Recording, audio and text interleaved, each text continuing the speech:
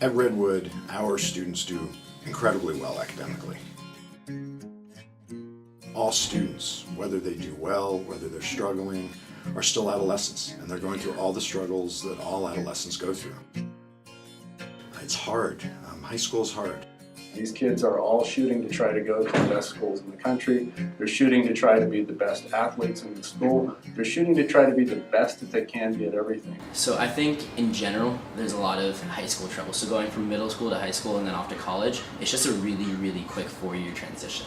So whether that be related to drugs and alcohol, any like sexual relations, stuff like that, it's just really hard to learn so quickly.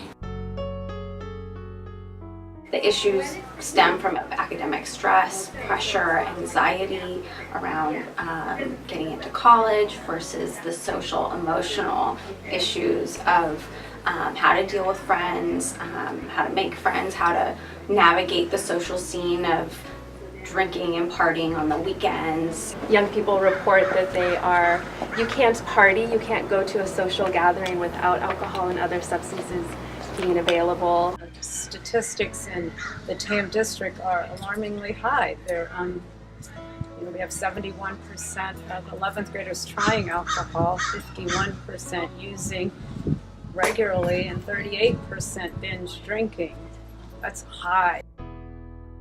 And with that comes a host of problems, not only drinking while driving, death by either alcohol poisoning or an accident, risky sexual behavior. You've got all kinds of things you sort of bring into that classroom, and if you don't have a way to sort of let that go without judgment, then you do the kind of things that we're trying to deal with, right? I mean, there's a reason binge drinking is off the charts out here. There's a reason people are cutting themselves. It's preposterous and absurd and inconceivable as it is. There's a reason people are tragically taking their own lives.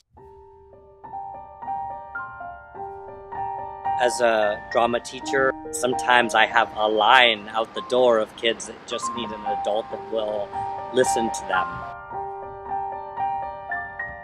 A number of years ago, I had a student who was just walking in the hallway and looked really sad. And I stopped her and I said, "Are you all right?" And she said, "Yeah, I'm not doing that well." And I said, "You got a second?" I said, "Yeah." I said, "Why don't you come into my office?" And we talked about the things that were going on in her life.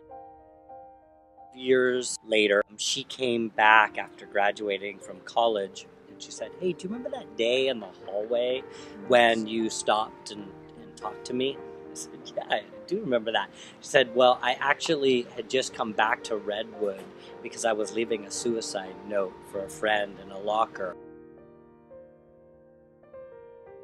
About 70% of California youth report that they do not have access to mental health services. Kids are not going to bring themselves to a therapist's office or a clinic or a hospital to get these services. So a wellness center is an actual physical place on campus where students can receive a variety of health and mental health services. Everything from getting a splinter removed to, having a full-on one-on-one therapeutic session.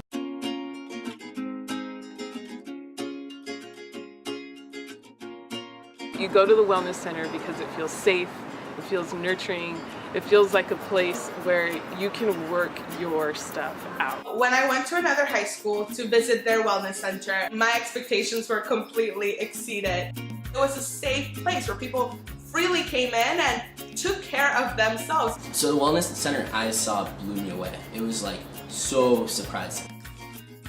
They had an event at lunch that everybody was at and it looked fun. I worked for 11 years at 2 different wellness centers. Wellness was the most teen-friendly, supportive, loving environment on both of those entire campuses. Wellness impacted the entire school climate. Wellness supported teachers. Wellness brought programs onto the campus that helped young people to feel empowered. What's so fundamental about the wellness centers is the extraordinary cost effectiveness of them. The fact that you are taking existing resources and beginning to pull them together. Sure, there's some startup resources, but the exponential opportunities of bringing community-based organization, bringing volunteers, community leaders, and connecting those dots has become, I think, the most replicable aspect of the wellness centers.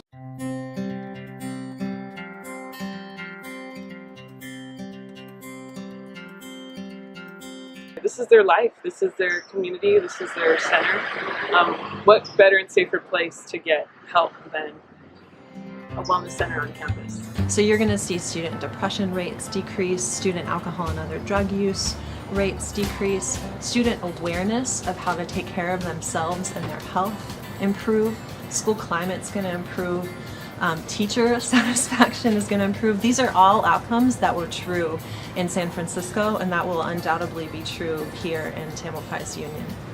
It absolutely is long overdue here in Marin County. It's just a really smart investment in building and leveraging existing resources in a way that have a profound impact in immediate and real terms. My name is David Sondheim. I'm the principal of Redwood High School, and I stand for wellness. I'm Eric Berkowitz, and I stand for wellness. My name's Gabriela Manuela. My name's Andy. And I stand. I stand I stand. for wellness. I'm Gavin Newsom, and I stand for wellness.